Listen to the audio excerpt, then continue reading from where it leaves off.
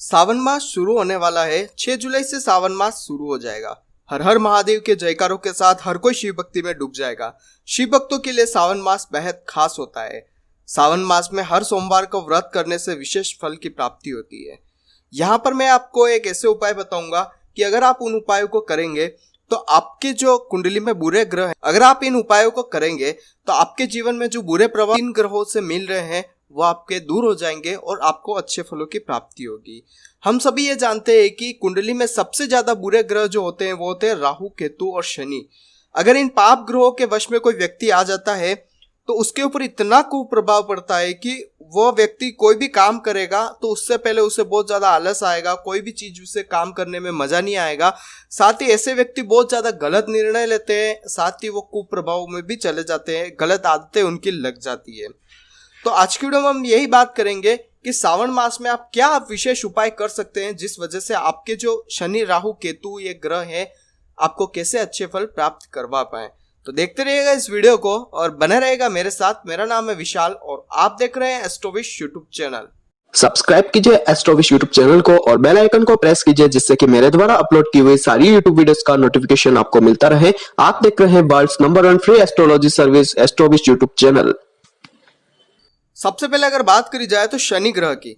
शनि ग्रह जिस व्यक्ति पर शनि का दुष्प्रभाव होता है उनमें आलस और लापरवाही आ जाती है। ऐसे व्यक्ति को किसी भी काम करने में मजा नहीं आता है। वह हमेशा ये सोचता है कि यार हो गया, अब चलो छोड़ो, काम को बिना पूरा किए उसे बीच में ही छोड़ देते हैं। ऐसे व्यक्तियों के लिए जीवन में लापरवाही भी आ जाती है। कोई भी काम करते हैं वो ऐसे करते हैं कि यार हो जाएगा तो ठीक है, नहीं तो वह चलता रहेगा, इस प्रकार से करते हैं। छोटी छोटी चीजों का वो ध्यान कम रखते हैं और यहाँ पर उनके काम बिगड़ने लगते हैं। लेकिन सावन मास में अगर मैं जो उपाय बता रहा हूँ अगर आप वो करेंगे तो आपको जीवन में इस प्रकार से जो परेशानियां आ रही है वो दूर हो जाएगी। सबसे पहला उपाय आप ये करिएगा कि सावन महीने में जब भी शनिवार आए, 4 शनिवार आएंगे, और जब भी शनिवार आए आप 2 पीपल के वृक्ष लीजिएगा और उन्हें कहीं पर रोपित कर दीजिएगा। इसके बाद आपको दूसरा उपाय यह करना है कि आपको मंगलवार और शनिवार के दिन हनुमान जी की आराधना करनी है।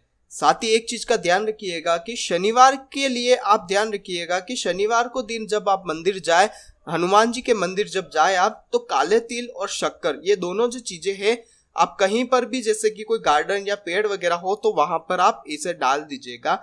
इसके बाद यहीं पर आपको एक दूसरा उपाय ये भी करना है कि जब भी आप मंदिर जाए तो वहां पर एक पार्ले जी जो बिस्किट आता है या फिर कोई भी बिस्किट चलेगा, आप उस बिस्किट का चूरा कर दीजिएगा और उसको कहीं भी गार्डन या पेड़ों के नीचे जो तने होते हैं जहां पर चींटियां होती है वहां पर आपको इसे डालना है। इससे क्या होगा कि जब भी ये चींटियों को भोजन प्राप्त होगा तो आपके लिए यहाँ पर शनिदेव की जो परेशानी आ रही है वो दूर होगी, क्योंकि शनि दूसरों की सेवा करने से खुश होते हैं। इसके बाद आपको देवाधिदेव महादेव का एक उपाय करना है। सोमवार के दिन आपको महामृत्युंजय जो मंत्र है उसका जप करते हुए देवाधिदेव महादेव का जलाभिषेक करना है। आप जितना करेंगे वो कम है, जैसा आप करना चाहे वैसा कर सकते हैं, लेकिन मैं कम ही बताऊंगा। आप यहाँ पर जलाभिषेक कीजिएगा, आपको अच्छे फलों की प्राप्ति होगी।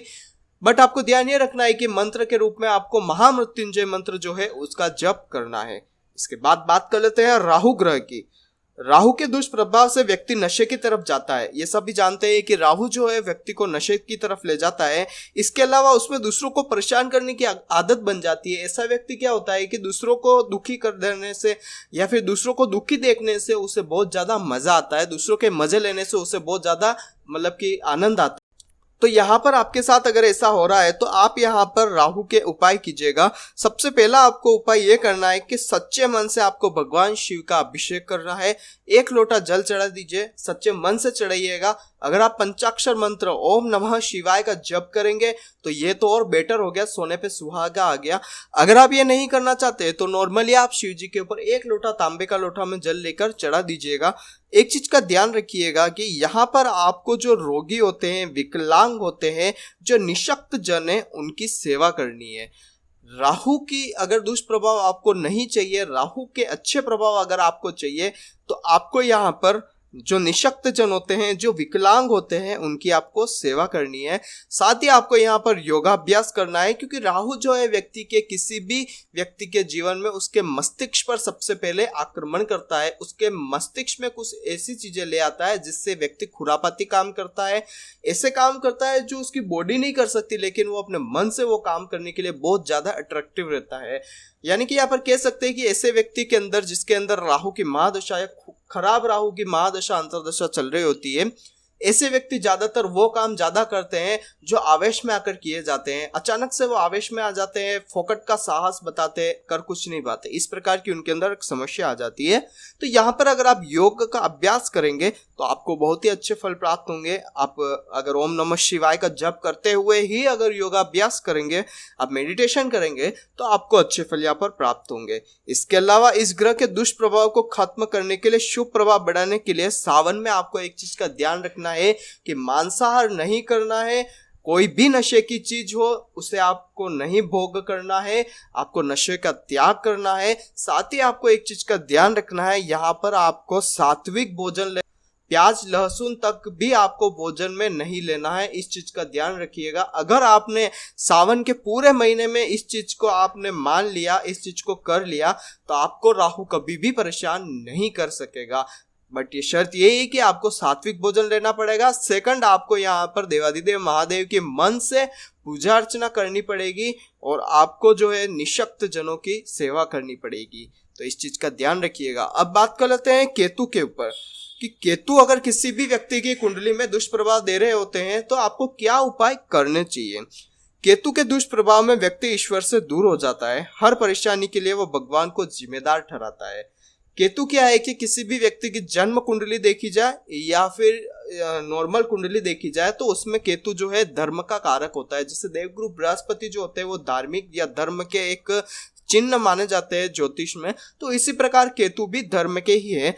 बट यहाँ पर कहना चाहता हूँ कि केतु जो है यहाँ पर आपको धर्म से रिलेटेड जो है बुरी चीजें आपको ज्यादा प्रदान करता है। अगर केतु खराब प्रभाव में है तो आप धर्म से अगेंस्ट काम करेंगे। जो चीजें धर्म में नहीं है, जो चीजें धर्म के लिए बहुत ज्यादा खराब मानी गई, उन चीजों को आप पहले करेंगे। धर्म को हर चीज के लिए, हर काम के लिए आप जिम्मेदार ठहराएंगे। आपके कोई भी नुकसान हो जाएगा तो आप सबसे पहले यही कहेंगे कि भगवान ने मेरे साथ ऐसा कर लिया, भगवान ये चाहते हैं, भगवान ने मेरे जीवन में ऐसा ही लिखा है।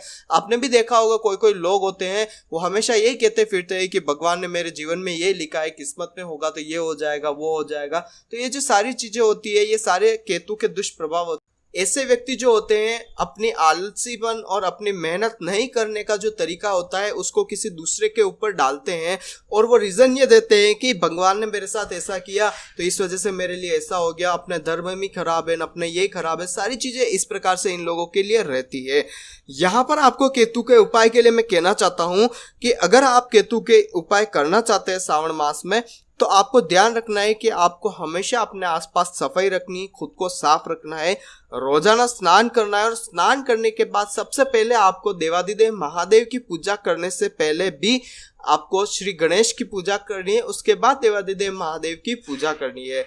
और एक चीज का ध्यान रखिएगा, अगर आप पूरे शिव परिवार की पूजा करेंगे तो आपको जीवन में अच्छे परिणामों की प्राप्ति होगी। उसके बाद आपको एक चीज का ध्यान रखना है कि जिस जगह भी तीर्थ स्थान होते हैं, जो भी तीर्थ स्थान है, अगर उनका जल लेकर आप शिव जी के ऊपर चढ़ाएंगे, उस जल से आप शिव जी का अभिषेक करेंगे, तो आपके जीवन में जो केतु के दुष्प्रभाव आपको प्राप्त हो रहे हैं वो दूर हो जाएंगे और आपको अच्छे फलों की प्राप्ति होगी। यहाँ पर तो ये हो गया कि आपको 3 ग्रह राहु, केतु, शनि के लिए क्या उपाय करने चाहिए। इसके बाद बचे 6 ग्रह जैसे कि सूर्य, मंगल, बुध, गुरु, शुक्र, इनके आपको क्या उपाय करने चाहिए। तो यहाँ पर मैं कहना चाहता हूँ कि आप इनके लिए सबसे पहले एक उपाय कर लीजिएगा कि सोमवार का व्रत का संकल्प लेवे। और सोमवार का व्रत लेना सबसे अच्छा माना गया है और सावन के अलावा सोमवार का व्रत अन्य महीनों में भी किया जा सकता है। लेकिन अगर आप सिर्फ और सिर्फ सावन के महीने में ही सोमवार का व्रत करेंगे या सावन के महीने में सोमवार को शिव जी के मंदिर जाकर व्रत संकल्प लेंगे और उसके बाद जितने भी सोमवार आते हैं सावन महीने में, जैसे इस बार सावन में 5 सोमवार आ रहे हैं, तो आप शिव जी का 5 सोमवार तक अभिषेक करेंगे, उनकी पूजा अर्चना करेंगे, उनको जलाभिषेक करेंगे। तो ये करेंगे तो आपको बहुत ही अच्छे फल प्राप्त होंगे। इसके बाद यहाँ पर एक चीज का ध्यान रखिएगा, जिन लोगों की कुंडली में आयु या स्वास्थ्य में बाधा हो या उनका स्वास्थ्य अच्छा नहीं रह रहा हो, मानसिक स्थितियां भी सही नहीं हो, तो उन लोगों को भी शिव जी का अभिषेक करना चाहिए। शिव जी का अगर जल से अभिषेक करते हैं और उस जल को अगर वह लेकर चरणामृत की भांति अगर वो ग्रहण करते हैं तो यहाँ पर भी उनको अच्छे फल यहाँ पर शिव जी के द्वारा प्राप्त होते हैं। थर्ड उपाय आपको यह करना है कि सोमवार का जो दिन होता है वो चंद्र ग्रह का दिन होता है। चंद्रमा के नियंत्रक जो होते हैं वो भगवान शिव ही होते हैं। चंद्रमा के लिए अगर आप कोई भी उपाय करना चाह रहे हैं, अगर भगवान शिव से रिलेटेड अगर आप उपाय करेंगे तो आपको जीवन में बहुत ही अच्छे फलों की प्राप्ति होगी। तो इसलिए अगर आपकी कुंडली में भी चंद्रमा अगर खराब स्थिति में या चंद्रमा अच्छे फल नहीं दे रहे हैं तो यहाँ पर आप शिव जी की पूजा कीजिएगा। शिव जी की पूजा करने से न केवल चंद्रमा आपको अच्छे फल देंगे बल्कि आपको देवाधिदेव महादेव का आशीर्वाद भी प्राप्त होगा। यहाँ पर ये तो हो गई ग्रहों की बात कि आप क्या उपाय करेंगे आपको बुरे ग्रह जो है वो अच्छे फलों की प्राप्ति करवाते मिले। तो अगर आप इन उपायों को करेंगे तो आपको बहुत ही बढ़िया परिणाम यहाँ पर प्राप्त होंगे। तो आज की वीडियो में इतना ही, कल फिर मिलेंगे एक नई वीडियो के साथ, एक नए टॉपिक के साथ। तब तक के लिए जय श्री कृष्ण, जय श्रीनाथ जी बाबा की।